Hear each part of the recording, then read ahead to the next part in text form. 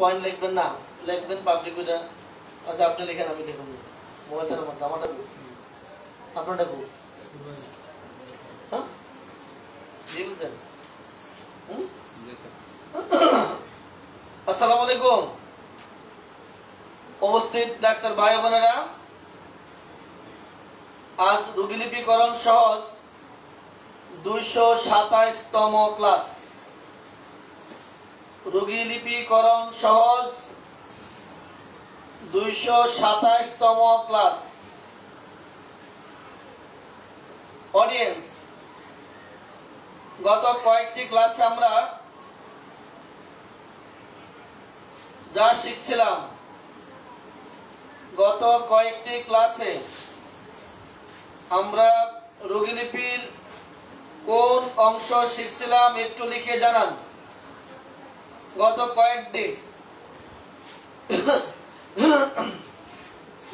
কয়েকদিন আমরা রোগীলিপির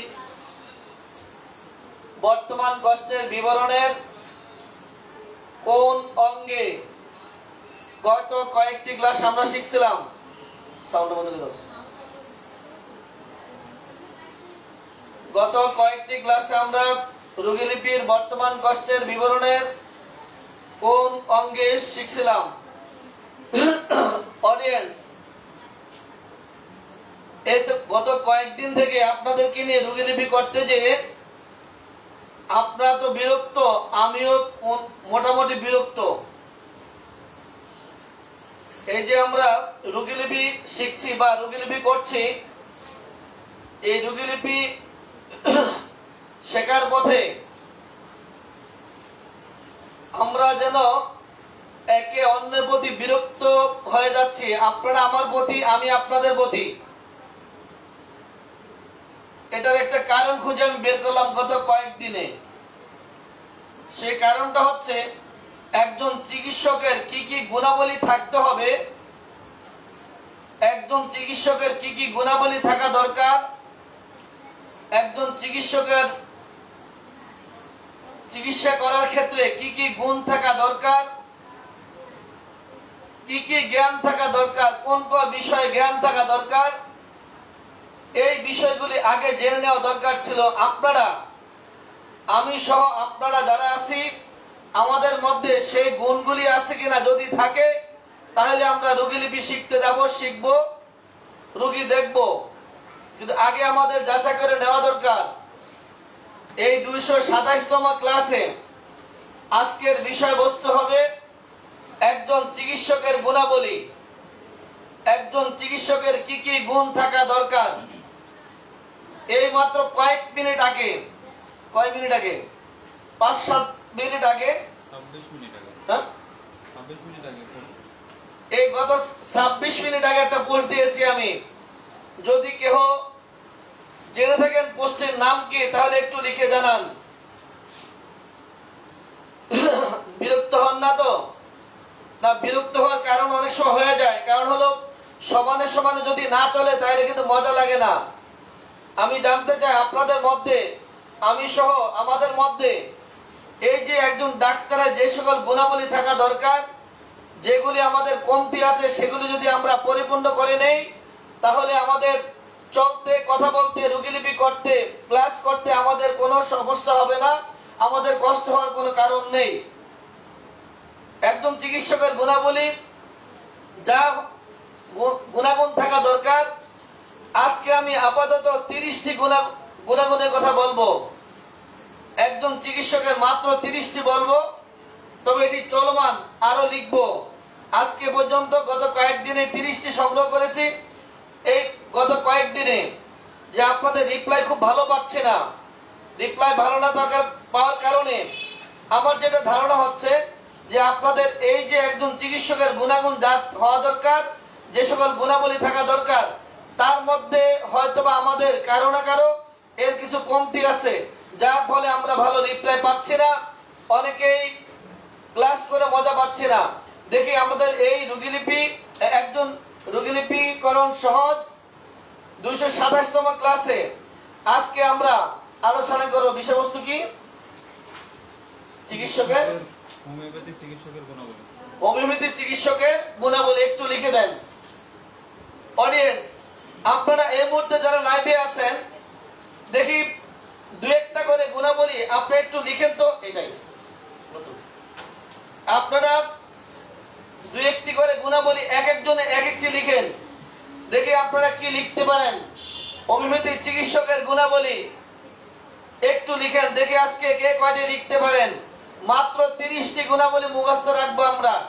একজন চিকিৎসকের কি কি গুণাবলী থাকা দরকার, একজন ড্রাইভারের কি কি গুণ থাকা দরকার, একজন পাইলটের কি কি গুণ থাকা দরকার, যে পাইলট যে ড্রাইভার তার কি গুণ থাকা দরকার, তার সেগুলো মুখস্থ থাকা দরকার এমন গুণ সহ। আর আপনি আমি ডাক্তার আমাদের কি কি গুণাবলী থাকতে হবে, তা যদি আমাদের মুখস্থ না থাকে তাহলে আমি সেটা পালন করব কিভাবে, আমাদের জানা থাকা দরকার আমাদের কি কি গুণ থাকতে হবে। একটু লিখেন, দেখি আপনি কি লিখতে পারেন। একটু লিখেন তো দেখি, একজন হোমিওপ্যাথি চিকিৎসকের কি কি গুণ থাকতে হবে দেখি একটু আপনারা লিখুন। আপনাদেরটা দেখি, তারপরে আমারটা বলছি। আমি তো আবার দিয়েও দিছি নাকি অনলাইনে। আল্লাহ, কি করলাম। ভাবছিলাম যে ক্লাস শেষ করে দেব 3-4 দিন পরে, ওই আমার এক দোষ, আগেই প্রকাশ। হায় হায়, সত্যবাদিতা আর কি।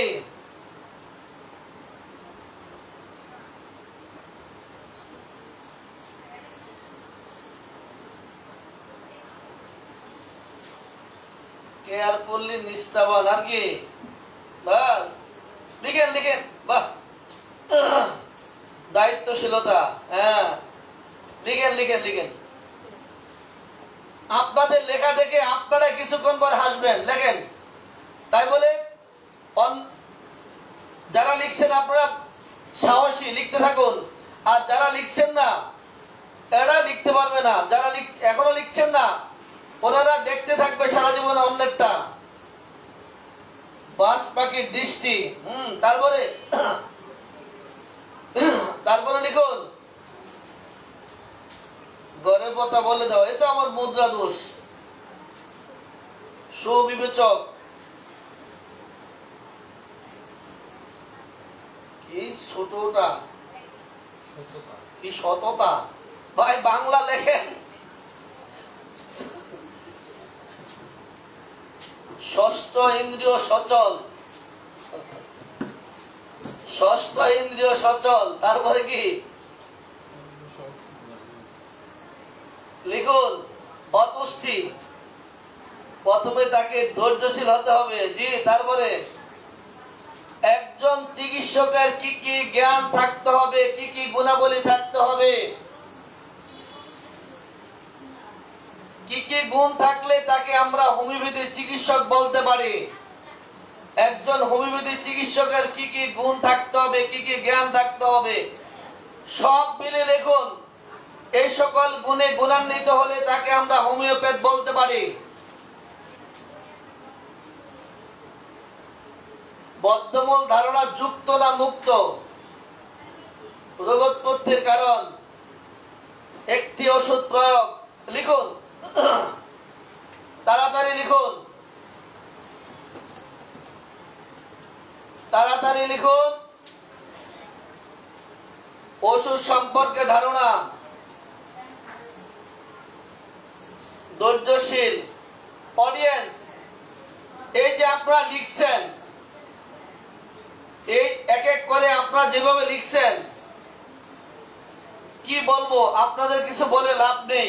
এ কারণে লাভ নেই, কারণটা হচ্ছে আমাদের কোনো নিয়ম কানুন নেই, আমাদের কোনো ধারাবাহিকতা নেই। এই এক কথা বারবার বলি, আর বলতে ভালো লাগে না। আমাদের কোনো নিয়ম কানুন নেই, ধারাবাহিকতা নেই, যার জন্য এই যে আপনারা লিখছেন, আদর্শ রোগীলিপি তৈরি করার সক্ষমতা, সহনশীলতা, আর কি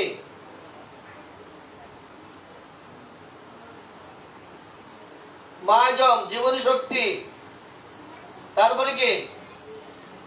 যাই হোক, আজকে আমি আপনাদেরকে 30টি পয়েন্ট মুখস্থ করার চেষ্টা করব। কালকে আপনাদের কাছ থেকে আমি জানতে চাই একজন হোমিওপ্যাথি চিকিৎসকের কি কি গুণ থাকতে হবে, কি কি জ্ঞানের অধিকারী হতে হবে, আগামী দিন আপনাদের কাছ থেকে জানবো। আগে আমরা আজকে শিখবো ইনশাআল্লাহ এক এক করে। 1 নম্বরে এটা সব বুঝে ফেলেন।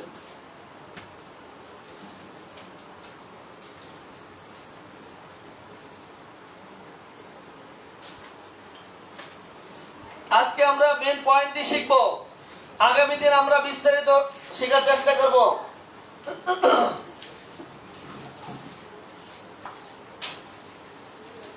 সবাই তৈরি হন, যাদের কাছে কলম আছে লিখতে শুরু করেন, যারা মোবাইলে পারেন লিখবেন।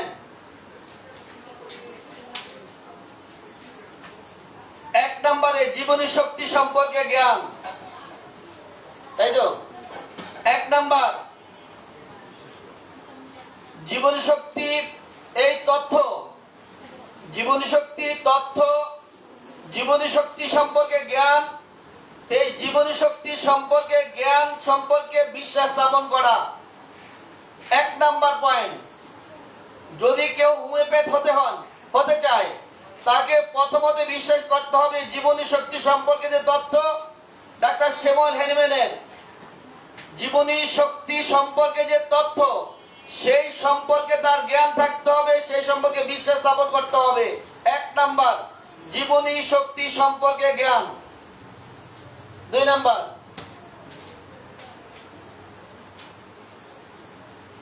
1 নাম্বার জীবনী শক্তি সম্পর্কে তথ্য সম্পর্কে বিশ্বাস স্থাপন করা এবং সেই সম্পর্কে জ্ঞান অর্জন করা। 1 নাম্বার পয়েন্ট জীবনী শক্তি।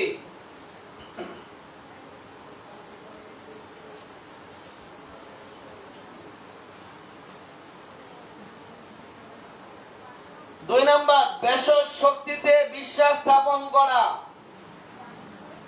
2 নাম্বার পয়েন্ট ভেষজ শক্তিতে বিশ্বাস স্থাপন করা।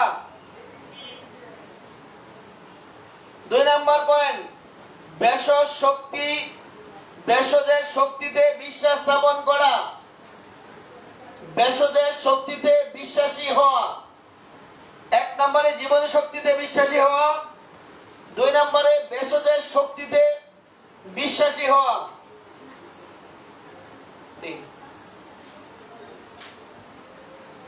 1 নম্বরে জীবনী শক্তি, 2 নম্বরে ভেষজ শক্তি। এই ব্যাখ্যা আমরা পরে যাব, আপনাদের নতুন কিছু লেখার কোনো প্রয়োজন নেই, একদম ধারাবাহিকভাবে আমাকে বলতে হবে এক এক করে। এই যে 30টি পয়েন্ট আজকে উল্লেখ করব, এই 30টি আপনাদের কাছ থেকে একেবারে ঠুটস্থ চাই। আপনি ডাক্তারি করবেন, কি গুণে গুণান্বিত থাকবেন তা যদি না জানেন হবে না, একদম হবে না। 1 নম্বরে জীবনী শক্তি সম্পর্কে জ্ঞান বা জীবনী শক্তির তথ্য সম্পর্কে বিশ্বাস স্থাপন করা। 2 নম্বরে ভেষজের শক্তিতে বিশ্বাসী হওয়া। 2 নম্বর। 3 নম্বর সত্যানুরাগী, সত্য যেটা পরীক্ষিত সত্য তার উপর বিশ্বাস স্থাপন করা, গদবাঁধা কিংবা গোজামিলে বিশ্বাসী নয়। সত্যানুরাগী, এই সত্যানুরাগীর ব্যাখ্যা পরে দেব, শুধু মনে রাখেন 3 নম্বরে সত্যানুরাগী। 1 নম্বর জীবনী শক্তি তথ্য যেটা তাতে বিশ্বাস স্থাপন করা, 2 নম্বরে ভেষজের শক্তিতে বিশ্বাসী হওয়া, 3 নম্বরে সত্যানুরাগী। 3 নম্বর। এবার 4,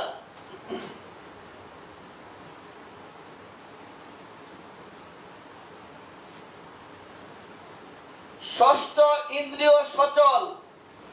এতদিন শুনেছেন পঞ্চ ইন্দ্রিয়, এখন হলো ষষ্ঠ ইন্দ্রিয়। ষষ্ঠ ইন্দ্রিয় সচল, ষষ্ঠ ইন্দ্রিয় সচল 4টি। এবারে 4টা আপনারা প্রত্যেকে লিখে দেন, এই 4টা দ্রুত লিখুন, প্রত্যেকে 4টা লিখতে হবে। 1 নাম্বার জীবনী শক্তি, ভেষজ শক্তি, সত্যানুরাগী, ষষ্ঠ ইন্দ্রিয় সচল, এই 4টা লিখে দেন। আরেকটা দেন, 5টা। জীবনী শক্তি, ভেষজ শক্তি, সত্যানুরাগী, ষষ্ঠ ইন্দ্রিয় সচল।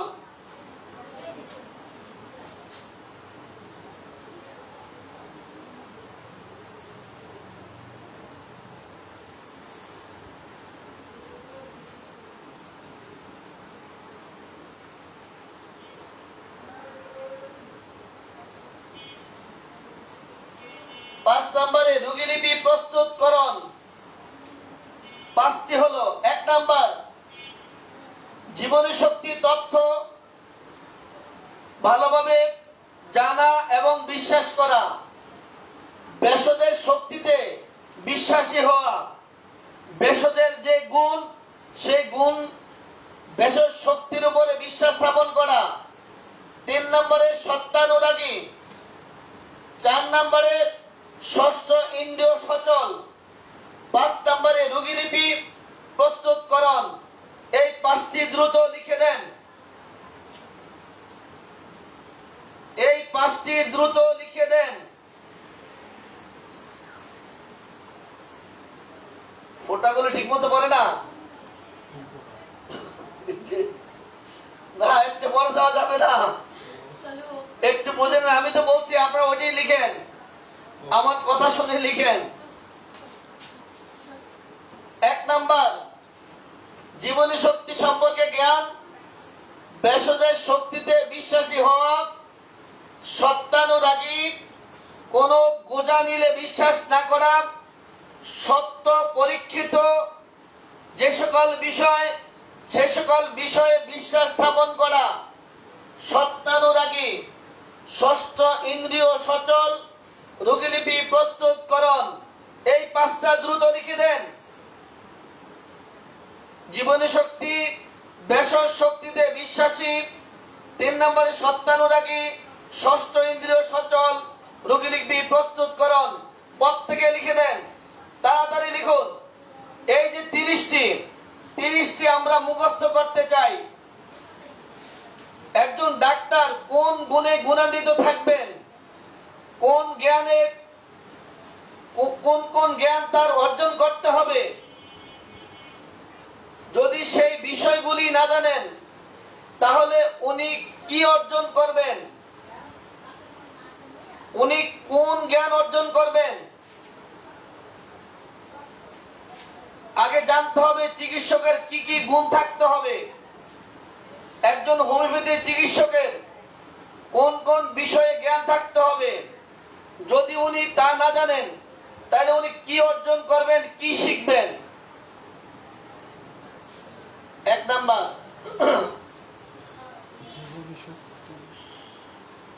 নাম্বার, জীবনী শক্তি সম্পর্কে জ্ঞান, ভেষজের শক্তিতে বিশ্বাসী হওয়া, সত্যানুরাগী, ষষ্ঠ ইন্দ্রিয় সচল, রোগীলিপি প্রস্তুতকরণ। মুছে ফেলেন,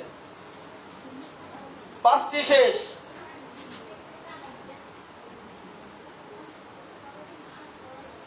সবাই লিখুন, তাড়াতাড়ি লিখুন। আজকে 30টি শেষ করতে হবে, কোন রক্ষা নাই, যতটা বাঁচবে।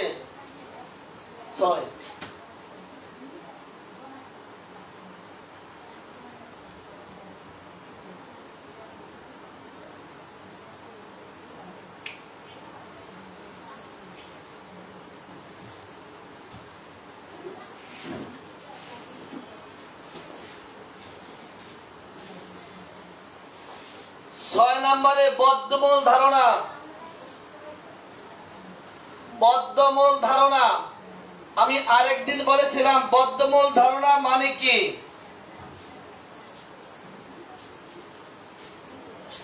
শিষ্য দেখেছে ওস্তাদকে মাথা ব্যথা রোগী আসার পরে 2 কথা জিজ্ঞাসা করে রোগীকে গুরুনাইন দিয়ে দিলেন। এখন থেকে শিষ্যর কাছে যত মাথা ব্যথা রোগী আসুক না কেন, মাথা ব্যথা রোগী দেখলেই শুধু গুরুনাইন ব্যবহার করেন। 1-2 কথা দিয়ে যে রোগী বেরোডোনা তাকেও গুরুনাইন, যে রোগী ব্রাইনিয়া তাকেও গুরুনাইন, যে রোগী সালফারের তাকে গুরুনাইন যেহেতু গুরু দিয়েছে তা দেখেছেন, তাৎক্ষণিক রোগীর কষ্ট চলে গেল। সেই কথা শিষ্যের মাথায় আছে যে গুরু দিয়েছিল গুরুনাইন মাথা ব্যথা বিদায়। এখন যত মাথা ব্যথা রোগী আসে শিষ্য শুধু গুরুনাইন ব্যবহার করেন, এক দুই কথা শুনে গুরুনাইন দিচ্ছেন। এই যে পূর্বের গুরুর দেখা, গুরুর দেখানো, দুই কথায় ওষুধ নির্বাচন, রোগ এক রোগী ভিন্ন, একই ওষুধ ব্যবহার করা, এটার নাম হচ্ছে বদ্ধমূল ধারণা। এক এক করে পরে ব্যাখ্যা দেওয়ার চেষ্টা করব। বদ্ধমূল ধারণা 6 নাম্বার। 7 নাম্বার কি?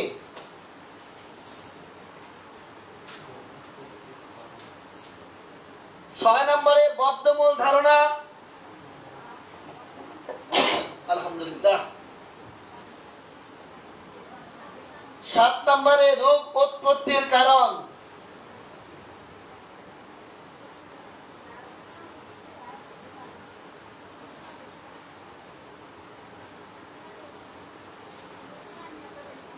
ছয় নম্বরে বদ্ধমূল ধারণা, 7 নম্বরে রোগ উৎপত্তির কারণ, 8 নম্বর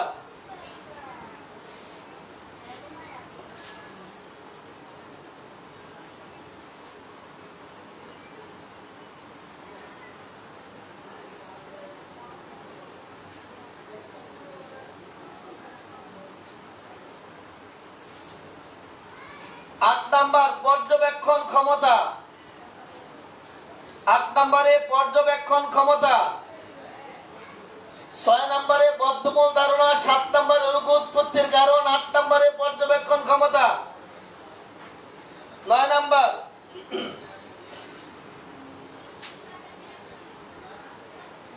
সবাই লিখুন, 30টা কিন্তু শেষ করতে হবে। 9 নম্বরে লক্ষণের মূল্যায়ন, তাই তো? 9 নম্বরে লক্ষণের মূল্যায়ন। 10 নম্বর 9 নম্বরে লক্ষণের মূল্যায়ন।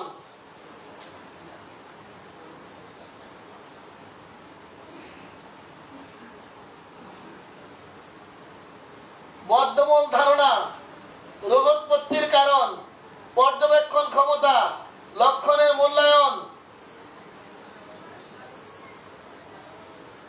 রোগ আরোগ্যের পথে বাধা, তাই তো? অন্তরায়। রোগ আরোগ্যের পথে বাধা। 6 নম্বরে বদ্ধমূল ধারণা, 7 নম্বরে রোগোৎপত্তির কারণ, 8 নম্বরে পর্যবেক্ষণ ক্ষমতা, 9 নম্বরে লক্ষণের মূল্যায়ন, 10 নম্বরে আরোগ্যের পথে বাধা।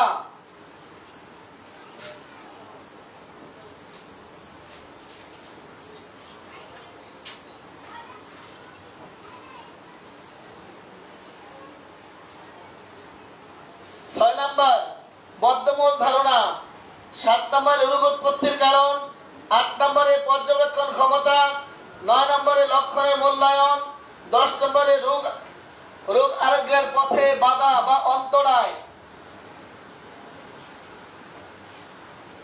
এই প্রত্যেকটা সম্পর্কে একজন ডাক্তারের জ্ঞান থাকতে হবে।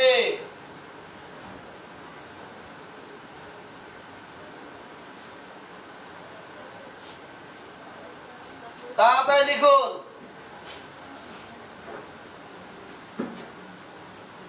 বদ্ধমূল ধারণা 6, 7 রোগ উৎপত্তির কারণ, 8 পর্যবেক্ষণ ক্ষমতা, 9 লক্ষণের মূল্যায়ন, 10 রোগ আরোগ্যের পথে বাধা। অডিয়েন্স 10টা শেষ, আর বাকি আছে কয়টা? আর আছে 20টা। হয়ে যাবে ইনশাআল্লাহ, আজকে হয়ে যাবে। এবারে মুছে ফেলে অডিয়েন্স। এবার আপনারা এই 10টা পদ থেকে একবারে লিখে দেন। একদম চমৎকার ডাক্তার লোকমান হাকিম স্যার, আপনাকে ধন্যবাদ। ওনার মতো পদ থেকে লিখে দেন, না পারলে ওনারটা কপি করে লিখে দেন।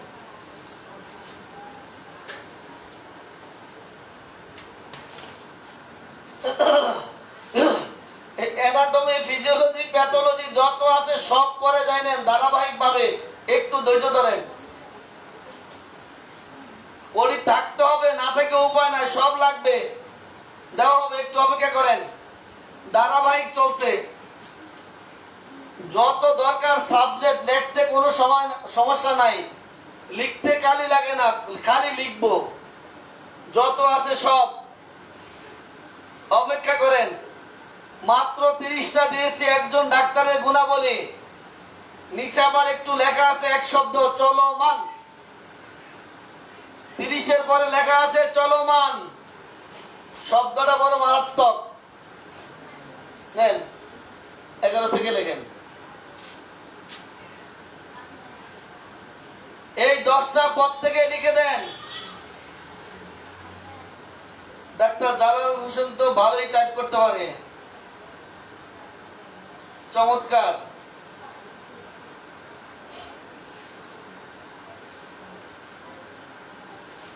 নম্বরে খাদ্য ও পথ্য। রোগী কি খাবে কি খাবে না, তার এই খাদ্য আর পথ্য, কোন খাবারে তার রোগ লক্ষণ বাড়ে কিংবা রোগী কষ্ট পায়, সেই ব্যাপারে চিকিৎসকের জ্ঞান থাকতে হবে। ব্যাখ্যা হবে আগামীকাল, ব্যাখ্যা আগামীকাল।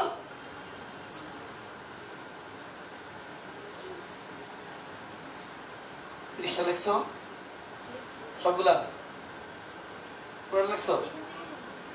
হ্যাঁ,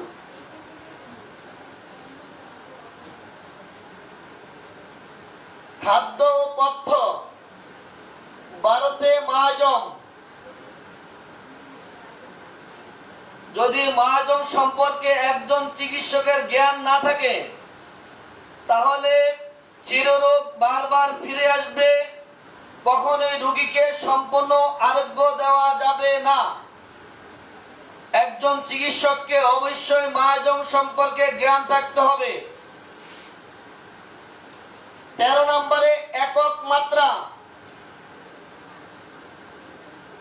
14 নম্বরে একক ঔষধ, 15 নম্বরে দ্বিতীয় ব্যবস্থাপত্র।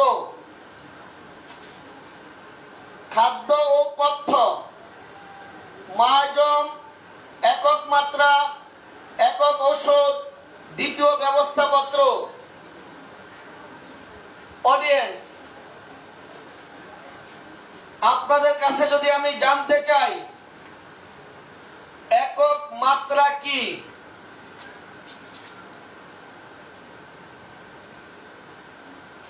30-এর পরে আরো আসিবে, 30-এর পরে আরো আসিবে, অপেক্ষা করুন, কেবল শুরু। পূর্বে চিকিৎসকদেরকে ইঙ্গিত দিলে বুঝে ফেলতো যে আপনার এইভাবে চলতে হবে। আর আমার গত কয়েক বছরের অভিজ্ঞতা মিলে বলছি, একদম বলে দিতে হয়, বাবা ডাইনে যাও, বাঁয়ে যাও, সামনে যাও, পিছনে যাও, উপরে তাকাও, ডাইনে তাকাও। এখন এটাও বলে দিতে হয়। হাঁটার সময় কিভাবে হাঁটবে, কিভাবে শাটার খুলবে, তাও শিখাতে হচ্ছে, কিচ্ছু করার নাই। কিভাবে শাটার খুলবে তাও শিখাতে হচ্ছে। অতএব একজন চিকিৎসকের গুণাবলী মাত্র আজকে 30টি, ধারাবাহিক চলবে, যা দরকার সব দেব। একজন ডাক্তারের চলতে যা লাগে, একজন ডাক্তারের চলার পথে যা প্রয়োজন সব থাকবে ইনশাআল্লাহ। 11 খাদ্য ও পথ্য। এই খাদ্য কিংবা পথ্য রোগীর রোগ কিংবা রোগীর সার্বদহিক কোন খাবারগুলোতে কাকে কষ্ট দেয় বা কোন খাবারগুলি তার জন্য উপযোগী, কোন খাবারগুলি খাবে তা রোগীকে বাতলায় দিতে হবে। মাহাজম সম্পর্কে জ্ঞান থাকতে হবে, একক মাত্রা সম্পর্কে জ্ঞান থাকতে হবে, একক ঔষধ সম্পর্কে জ্ঞান থাকতে হবে। দ্বিতীয় ব্যবস্থাপত্র। আমি ভেবেছিলাম আমি যাদেরকে নিয়ে কাজ করি ওনারা এগুলি সব জানেন। আমি ভেবেছিলাম যে আমি যাদেরকে নিয়ে কাজ করি ওনারা সকলে এই সব জানেন, কিন্তু আপনাদের নিয়ে চলতে যে অনেক জায়গায় হোঁচট খেতে হচ্ছে, যার জন্য এই পুনরাবৃত্তি করছি। 11 খাদ্য তথ্য, 12 মাস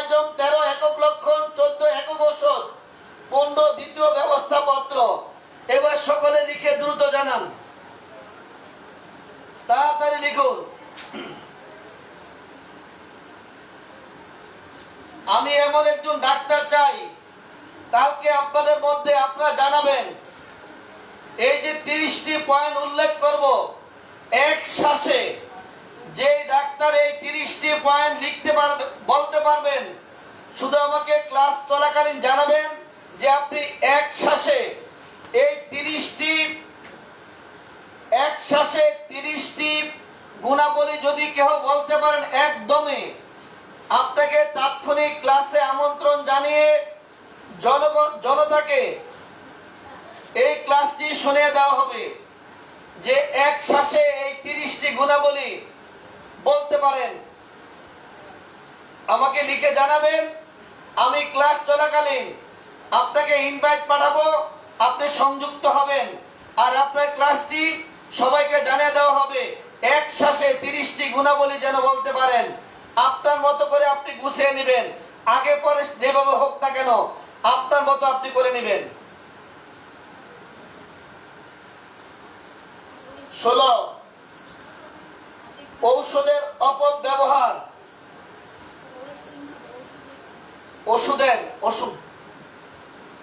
ওষুধের অপব্যবহার। রোগীকে শুধু ওষুধের পর ওষুধ খাওয়াচ্ছেন, একাধিক ওষুধ খাওয়াচ্ছেন, একসাথে কয়েক রকম খাওয়াচ্ছেন। প্রথম কিংবা দ্বিতীয় ব্যবস্থাপত্রে কোনো বালাই নাই, শুধু ঔষধ আর ওষুধ চলছে। অতিরিক্ত অতিশক্তিকৃত কোন মাত্রায় অতিরিক্ত ঔষধের ব্যবহারে রোগীদের কি ক্ষতি হতে পারে তা একজন চিকিৎসক যদি ভালোভাবে না জানেন, তাহলে সেই চিকিৎসক কখনোই সাবধান হবেন না। অতএব ঔষধের অপব্যবহার সম্পর্কে জ্ঞান থাকতে হবে একজন চিকিৎসকের। 17 নাম্বার ভুল অপেক্ষা। ভুল অপেক্ষাটা হচ্ছে এরকম, আপনি যার জন্য অপেক্ষা করছেন সে বাড়ি থেকে রওনা দিয়ে আপনার কাছে আসছে, একটু দেরি হলো সে আপনার কাছে আসবে, কিন্তু যার অপেক্ষা আপনি আছেন সেই লোক তো মরে গেছে, তার অপেক্ষা থেকে লাভ কি? সে তো কখনো আসবে না। ঠিক তদ্রূপ আপনি যদি শততমিক কিংবা দশমিক কিংবা শততমিক পদ্ধতিতে শক্তিকৃত ঔষধের কোন রোগীকে ওষুধ ব্যবহার করে অপেক্ষায় থাকছেন ফলাফলের জন্য, যদি সেই ওষুধটি রোগীর সাথে সাদৃশ্যতম হয় তাহলে আপনি অপেক্ষা করুন, আর যদি রোগীর সাথে সাদৃশ্যতম না হয়, ওষুধ খাওয়ায় যদি দিনের পর দিন অপেক্ষা করতে থাকেন, এটা রোগীর উপরে জুলুম করা হচ্ছে। কখনোই রোগীর এটা দ্বারা যা বোঝাচ্ছি, রোগীর চিকিৎসা চলছে, ঠিক এই অবস্থায় একটি নতুন লক্ষণ দেখা দিচ্ছে একই ভাবে, তাৎক্ষণিক ওদিকে দেখো তো, ঠিক আছে?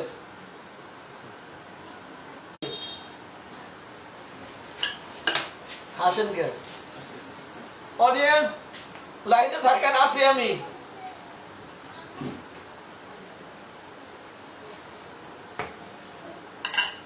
জি,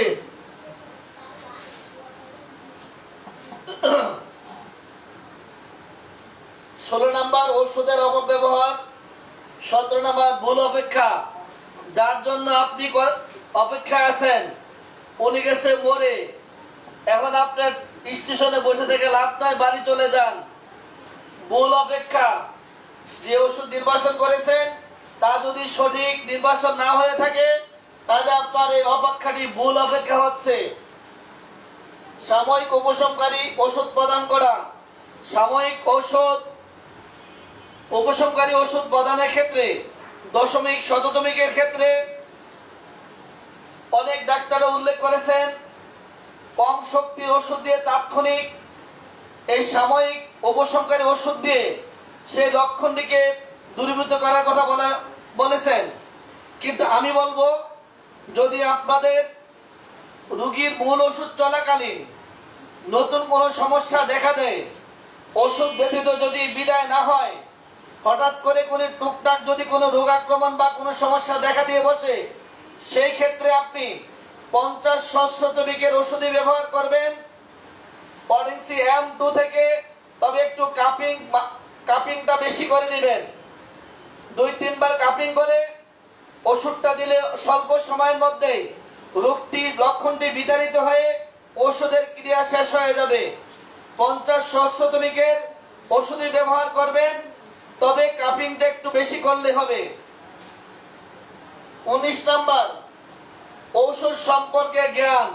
আসল কথাই তো হাত দিলাম এবার। একজন ডাক্তারের একমাত্র পুঁজি হচ্ছে ঔষধ সম্পর্কে জ্ঞান।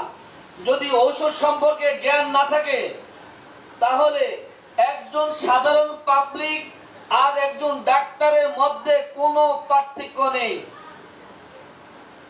একজন ডাক্তারের ঔষধ সম্পর্কে জ্ঞান, যদি ঔষধ সম্পর্কে জ্ঞান না থাকে, তাহলে সাধারণ একজন পাবলিক আর একজন ডাক্তারের মধ্যে কোনো পার্থক্য নেই।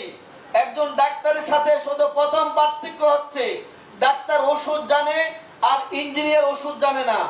ডাক্তার ওষুধ জানে, ড্রাইভার ওষুধ জানে না। যদি ঔষধ না জানে, বাকি সব যদি একজন ডাক্তার জানেন, তার ডাক্তারি করার কোনো অধিকার নেই, ডাক্তারি করতে পারবেন না। 20 নাম্বার, ঔষধের ক্রিয়াকাল। ঔষধ ব্যবহার করলেন, ক্রিয়াকাল কতদিন, আপনার এই ওষুধ কতক্ষণ কাজ করবে, যদি আপনি না জানেন, তাহলে তো হবে না। আপনি বাচ্চাকে খাওয়াবেন, খাবার দেওয়ার পরে যা খাওয়ালেন, যতটুকু খাওয়াইছেন, এই খাবারটা বাচ্চার কতক্ষণ বাচ্চা চলতে পারবে, সেই হিসাব যদি আপনার না থাকে, তাহলে আপনি বাচ্চাকে খাবার উপরে খাবার দিলে এই বাচ্চা অসুস্থ হয়ে যাবে। কিংবা বাচ্চার খাওয়ার টাইম পার করে যদি খাবার দেন, এই বাচ্চা অসুস্থ হয়ে যাবে। আপনার এই বাচ্চা কতটুকু খেতে পারবে, সেই হিসাব যদি আপনার না থাকে, তাহলে আপনি কি খাওয়াচ্ছেন, কি পরিমাণে কতক্ষণ পর পর খাওয়াবেন, সেই হিসাব আপনার থাকতেই হবে। তদ্রূপ আপনি যখন ওষুধ ব্যবহার করবেন, যে ওষুধটি ব্যবহার করছেন তার ক্রিয়াকাল কতক্ষণ, কতক্ষণ পরে আবার ওষুধ লাগবে, কি পরিমাণ, এই ওষুধটা কতটুকু সময় পর্যন্ত কাজ করবে, তার গভীরতা কত, ক্রিয়াকাল কত, যদি আপনি না জানেন, তাহলে আপনি পরবর্তী যে ওষুধটি দিচ্ছেন, তাহলে সেই ওষুধটি দেওয়া ভুল হয়ে যাবে। সেজন্য ওষুধের ক্রিয়াকাল সম্পর্কে আপনার অবহিত হতে হবে। 20, সবাই দেখুন 20 পর্যন্ত। ডাক্তার জাহাঙ্গীর আলী স্যার আজকে আসছে দেরিতে।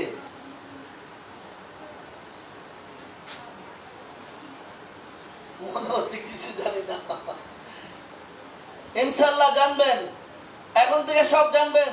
আজকে আমি অফার দিচ্ছি, আমার আইডিতে ফারুকি HSRF এই 30টি গুণাবলী, একজন চিকিৎসকের 30টি গুণাবলীর কথা আমি লিস্ট দিয়েছি, ব্যাখ্যা সহ দিয়েছি, তারপরে রাখছি চলমান।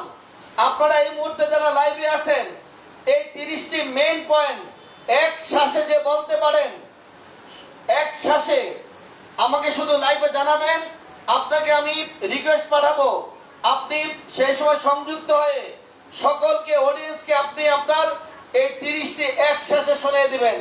সবাইকে ওপেন ভাবে বলে দিচ্ছি, তৈরি তো? ওকে, রেডি হতে হবে। মুছে ফেলেন।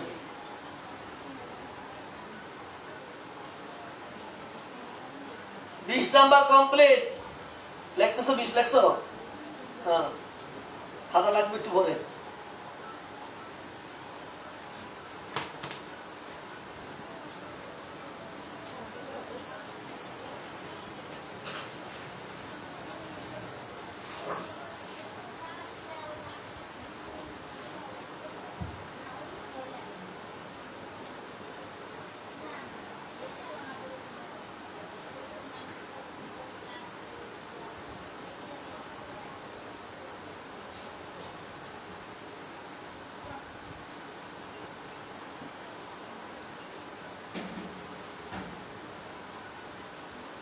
21 নম্বর, হোমিওপ্যাথিক মূলনীতির মধ্যে থাকা,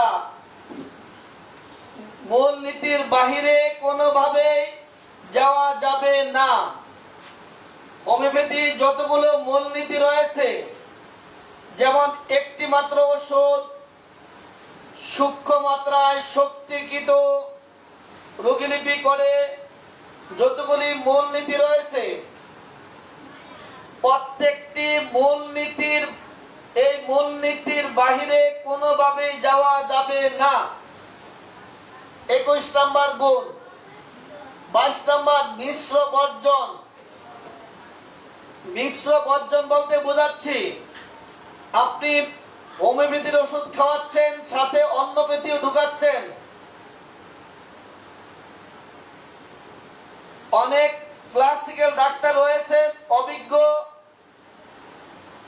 অনেক ভালো ভালো ডাক্তার আছেন, যারা শক্তিকৃত ওষুধের সাথে কখনোই বায়োকেমিক কিংবা মাদার টিংচার ব্যবহার করেন না। এটাকেও মিশ্র বলা হয়। একাধিক ঔষধ তো দূরের কথা, একসাথে একাধিক শক্তি তো দূরের কথা, এমনকি অনেক চিকিৎসক রয়েছেন যারা শক্তিকৃত ওষুধের সাথে মাদার টিংচার কিংবা বায়োকেমিক ব্যবহার করেন না। বায়োকেমিক কিংবা মাদার টিংচার ব্যবহার করাও নিষিদ্ধ। মিশ্র বর্জন করতে হবে। মিশ্র, বাকি ব্যাখ্যা পরে হবে। একজন চিকিৎসককে প্রকৃত মানুষ হতে হবে। এই প্রকৃত মানুষের গুণাবলী আমার আইডিতে দেওয়া আছে, একটু দেখে নেবেন। একজন চিকিৎসককে প্রকৃত মানুষ হতে হবে। রোগীর অসহায়ের আশ্রয় কেন্দ্র হতে হবে।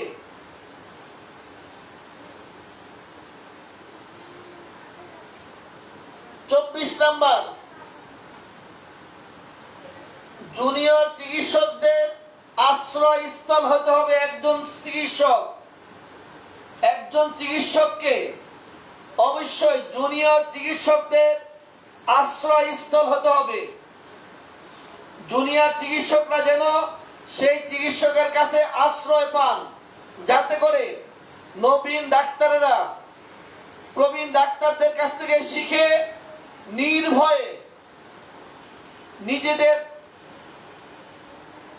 কর্মস্থলে, নিজেদের চিকিৎসা সেবায়, চিকিৎসা পেশায় নিযুক্ত হতে পারেন।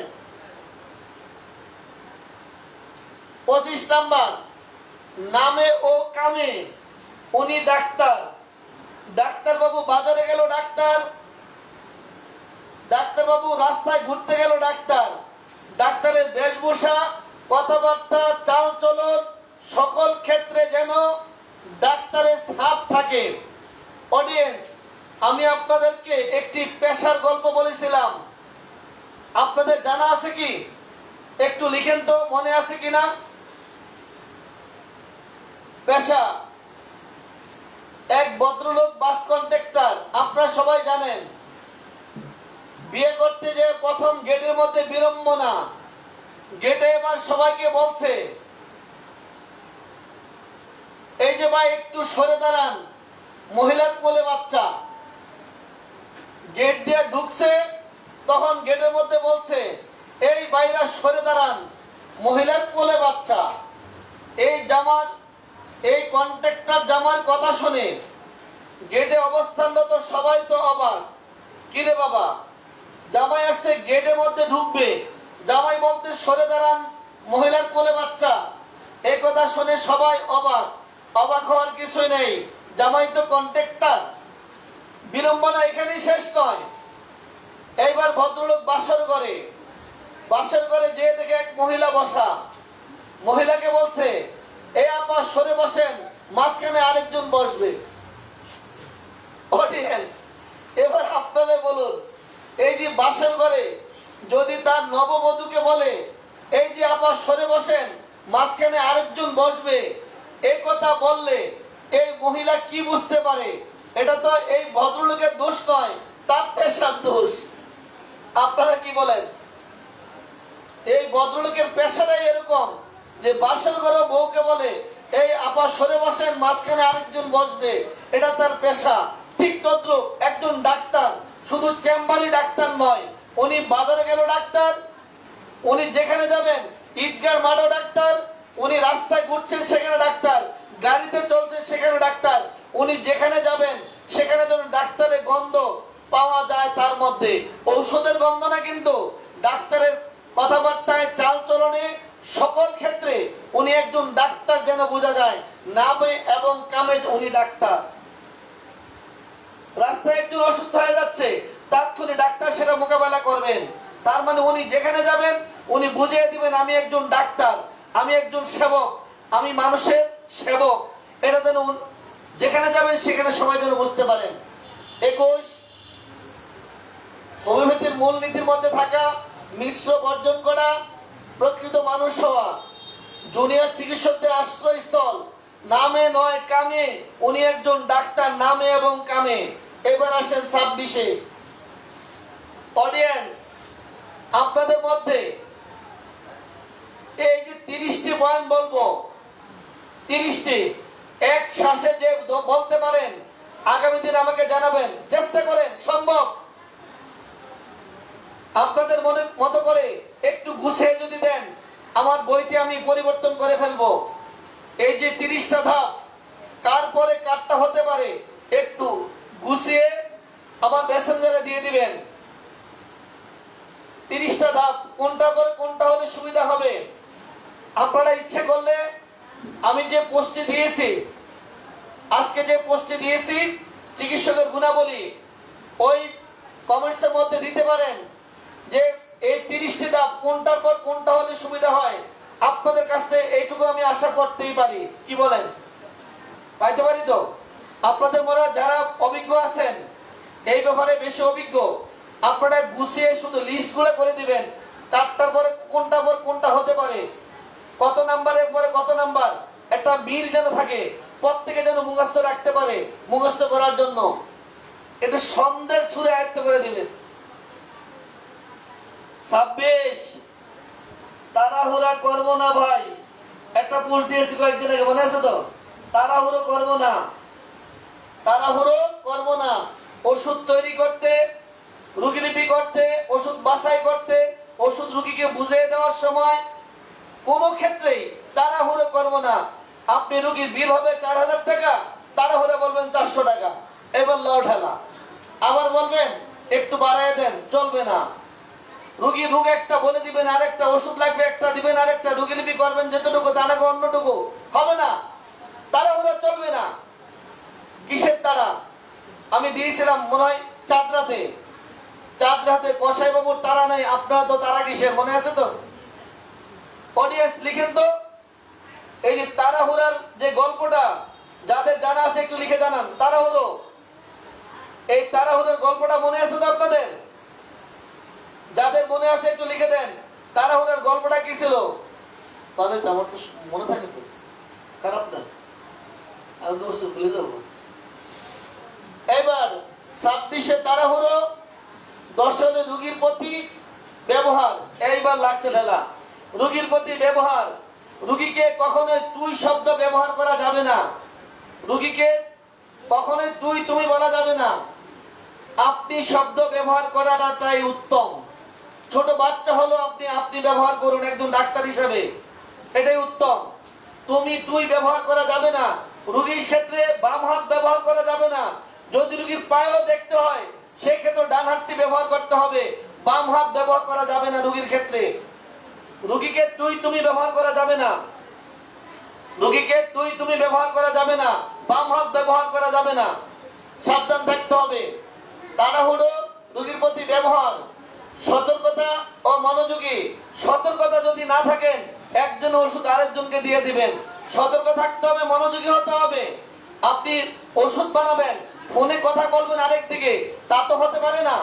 রোগীলিপি করবেন মন থেকে বাসায়, তা হবে না। সতর্ক ও মনোযোগী হতে হবে। এবার সময় নিষ্ঠা। ডাক্তার যদি নিজের ব্যক্তিগত জীবনে সময়ের গুরুত্ব দিতে না জানেন, তাহলে এই চিকিৎসক রোগীদের, ব্যক্তির, রাষ্ট্রের, অন্যের গুরুত্ব সে বুঝবে না, সময়ের গুরুত্ব বুঝবে না। নিজের প্রতিটা সেকেন্ডের গুরুত্ব যে দিতে জানে, অন্যের সময়ের গুরুত্ব সে দিতে পারবে।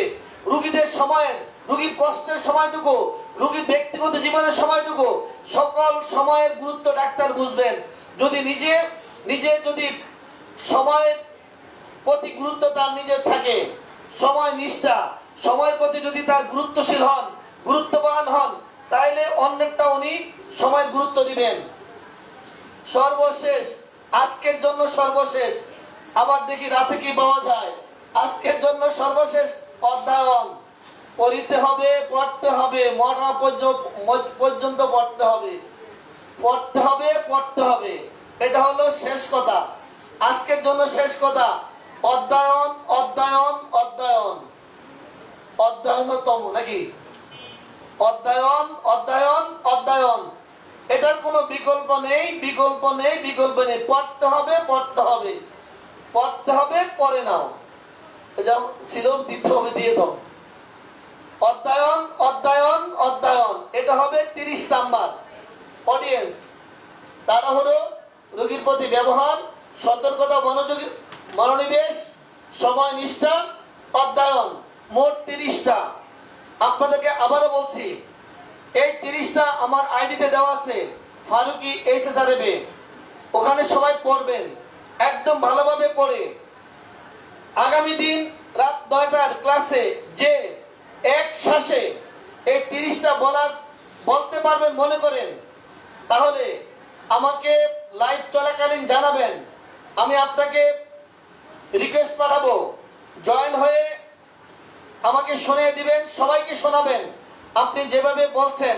তবে চেষ্টা করতে হবে, আরেকটু চেষ্টা করবেন যারা পারেন, এই 30টি কোনটার পর কোনটা দিলে সুবিধা হয়, কোনটার পর কোনটা দেওয়া যায়, কোনটার পর কোনটা দিলে সুবিধা হবে, এরকম একটা তালিকা আমাকে পাঠিয়ে দিবেন।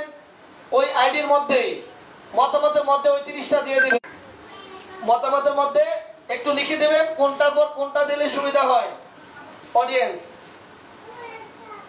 আজকের এই ক্লাসটি আপনারা লাইভ থেকে বের হওয়ার পরে সাথে সাথে শেয়ার দিয়ে দিবেন আরেক ভাইকে দেখার জন্য। একটু শেয়ার দিয়ে দিলে আরেক ভাই তার যদি কাজে লাগে শুনে, আপনার সমস্যা কি? আমি যে আজকে লেখাটি দিয়েছি, সেই লেখাটি যদি শেয়ার দিয়ে দেন, আরেক ভাই যদি দেখতে পারে, তার যদি উপকার হয়, মন্দ কি?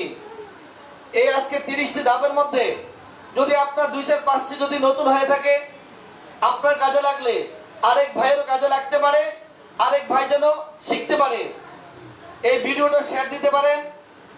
এমনকি যে লেখাটি আমি দিয়েছি সেই লেখাটি শেয়ার দিতে পারেন। আজকের এই ক্লাস কেমন লাগলো একটু দ্রুত লিখে জানান, তাড়াতাড়ি লিখুন, সবাই লিখুন।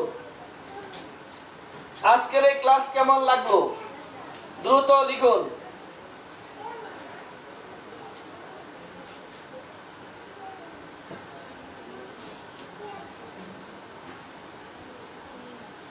খাতরা দেন তো।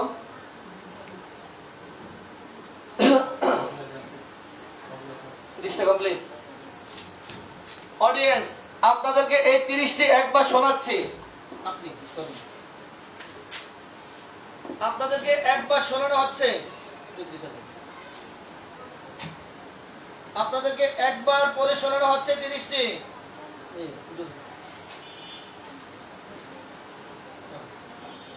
একজন চিকিৎসকের গুণাবলী। জীবনী শক্তি সম্পর্কে জ্ঞান। 1 নাম্বার জীবনী শক্তি সম্পর্কে জ্ঞান। 2 নাম্বার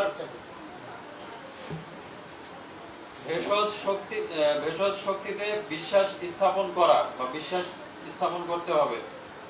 3 নাম্বার সত্যানুরাগী। 4 নাম্বার ষষ্ঠ ইন্দ্রিয় সচল। 5 নাম্বার রোগীলিপি প্রস্তুতকরণ। 6 নাম্বার বদ্ধমূল ধারণা। 7 নাম্বার রোগ উৎপত্তির কারণ। 8 নাম্বার পর্যবেক্ষণ ক্ষমতা। 9 নাম্বার লক্ষণের মূল্যায়ন। 10 নাম্বার রোগ আরোগ্যের পথে বাধা। 11 নাম্বার খাদ্য ও পথ্য। 12 নম্বর মায়াজম, 13 নম্বর একক মাত্রা, 14 নম্বর একক ঔষধ, 15 নম্বর দ্বিতীয় ব্যবস্থাপত্র,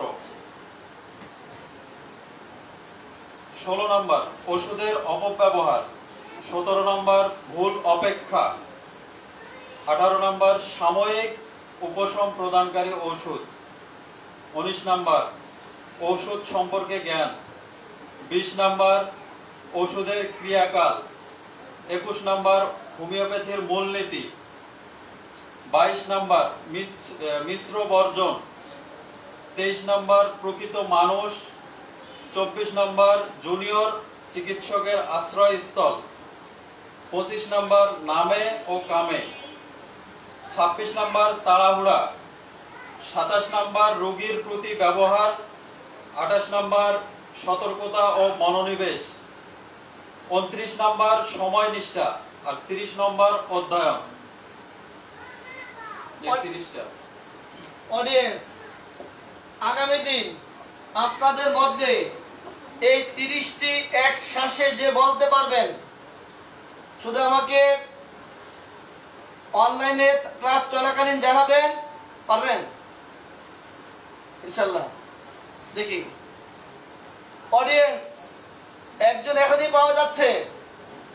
আপনারা তৈরি হন, যেই কয়জনে লিখে পাঠাবেন যে আপনারা পারবেন, একদমে বলতে পারবেন। কালকে যদি প্রয়োজন হয় 9টা থেকে 10টা সবারটাই শুনবো। একদমে বলতে হবে, যে পারবেন শুধু লিখবেন।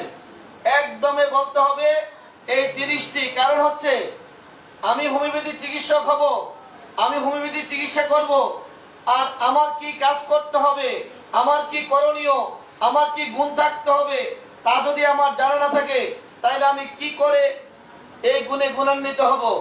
অডিয়েন্স, এক শ্বাসে চাই, এক শ্বাসে আপনাদের কাছ থেকে এগুলি আগামী দিন চাই। এক এক করে আমি ব্যাখ্যা দেওয়ার চেষ্টা করব ফাঁকে ফাঁকে। আজ এখানে বিদায় নিচ্ছি। সবাই ভালো থাকুন। আসসালামু আলাইকুম ওয়া রাহমাতুল্লাহি ওয়া বারাকাতুহু।